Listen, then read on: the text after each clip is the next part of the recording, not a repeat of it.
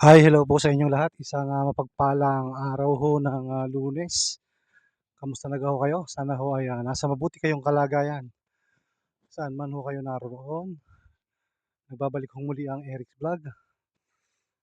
At ngayon ho ay araw ng Lunes, December 22. 2 days na lang ho at Pasko na. So ngayong araw ho na ito ay pag-usapan ho natin yun hong naganap na SEA Games. Ika-33 hong SEA Games na ginanap ho sa Thailand.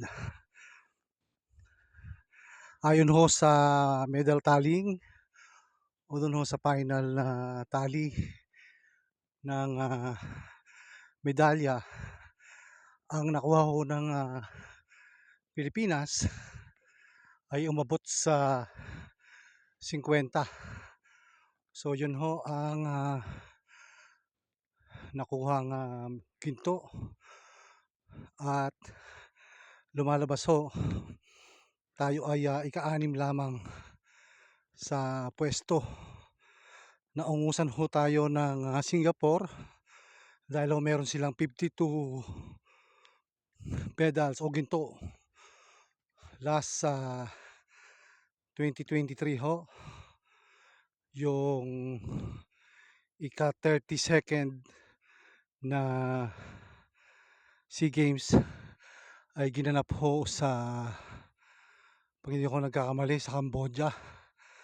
At tayo ho dun ay pang-5 at ang pang-6 mo ay Singapore. Subalit ho ngayon ay naiba na. Tayo ngayon ho ay nasa ika-6 na pwesto. So lamang ho ng 2 gintong medalya ang bansa hong Singapore, kaya lumalabas ho tayo ay ika-6 sa pwesto. Dati ho tayo ay pang-5 noong 2023. So gayon pa man ho ay ayos pa rin naman dahil marami hong medalya pa rin tayong nakuha.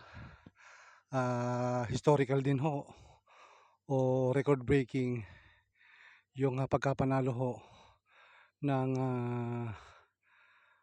women's football, dahil hindi ho tayo nananalo sa football pagdating ho sa football na laro, dahil hindi naman ho natin masyadong laro ho yan sa Pilipinas.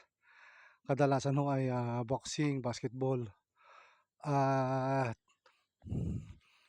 naungusan ho natin ang defending champion na Vietnam. So yun ho ang maganda, basketball, tayo pa rin ang hari ho ng basketball. So yun ho ang naganap sa ika-33 na Olympic na ginanap po sa Thailand.